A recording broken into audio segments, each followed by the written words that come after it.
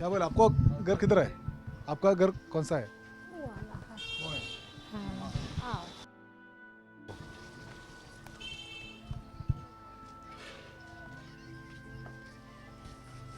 ഈ റോഡ് വികസനത്തിന് വേണ്ടി പൊളിച്ചതിന് ശേഷം വീടിൻ്റെ അവസ്ഥ ഇതാണ് ഒരു മുറി മാത്രം ഒരു കട്ടിൽ അടുക്കളൊന്നും പ്രത്യേകമായിട്ടില്ല ഇവിടെ തന്നെ അവർ ഭക്ഷണം പാകം ചെയ്യും ഓ ക്യാ ഹേ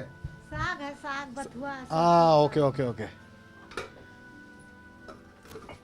ഭക്ഷണം ഉണ്ടാക്കുന്നതും കിടന്നുറങ്ങുന്നതും സാധനങ്ങൾ സൂക്ഷിച്ചു വെക്കുന്നതും ഒക്കെ അതായത് കിടപ്പുമുറിയും ഹാളും അടുക്കളയും ഒക്കെ ഈ ഒരൊറ്റ റൂമാണ്.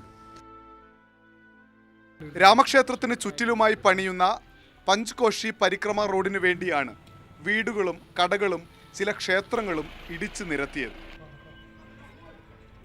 എൻ്റെ വീടിൻ്റെ കൂടി അകത്തേക്കൊന്ന് വരുമെന്നാണ് അവർ ചോദിച്ചത്. പോകാന്ന് പറഞ്ഞു. डायरेक्ट हम आप लोग से बोलेंगे हैं दरखास्त नहीं अभी दिए हैं हम लोग को कितना परेशानी है ये कर रहे हैं हाँ आप आइए ओ कितना आदमी है इधर हाँ हम लोग 5 आदमी हैं 2 लड़का हम लोग हैं लड़की हमारी है और लड़का लोग कुछ अभी कर नहीं रहे हैं बस इतना में हम कैसे सोएं कैसे बैठें 16 കിലോമീറ്റർ റോഡിനായി 100 കണക്കിന് വീടുകൾ പൊളിച്ചു. ന്യായമായ നഷ്ടപരിഹാരം ആർക്കും ലഭിച്ചില്ല. न लेटरिन है न बाथरूम है न कोई चीज़ का है न किचन है.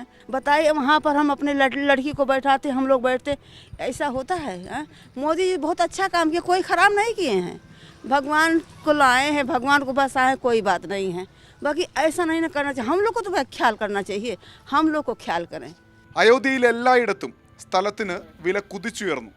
സർക്കാർ കൊടുത്ത 90,000-ഉം 2 ലക്ഷവുമെല്ലാം കൊണ്ട് 1 സെന്റ് സ്ഥലം പോലും ആർക്കും ഇവിടെ കിട്ടില്ല. പുഷ്പാദേവിയുടെ കടയാണ്. आपका दुकान अभी जल्दी में रखे हैं कोई कमाई नहीं था क्या करें इसको रखे 2 पैसे लिए और यहाँ से लेके मेरा वहाँ तक पूरा टूट गया. बहुत परेशानी था थोड़ा बहुत पैसा दिए थे उसी में लगा के हम सब बनवाएं इसमें रह रहे हैं. परेशानी तो बहुत है लेकिन क्या करें मोदी के वो है राज. ഞങ്ങൾ എവിടെ പോകണം എങ്ങനെ ജീവിക്കണം അയോധ്യയിലെ ഏറ്റവും പാവപ്പെട്ട ജനങ്ങൾ ചോദിക്കുന്നു. കുംകും ദേവി നമ്മളവിടെ നിന്നപ്പോൾ അതാ എൻ്റെ വീടും പൊളിച്ചിട്ടുണ്ടെന്ന് പറഞ്ഞ് നമ്മളെ വിളിച്ചാണ്. അങ്ങോട്ടേക്കാണ് നടക്കുന്നത്. ഇവിടെ നമ്മൾ കാണുന്ന കാഴ്ചയിൽ ഈ വഴിയെല്ലാം ഇതിനപ്പുറത്താണ് രാമക്ഷേത്രം. അതിന് പിറകിലുള്ള സ്ഥലമാണിത്.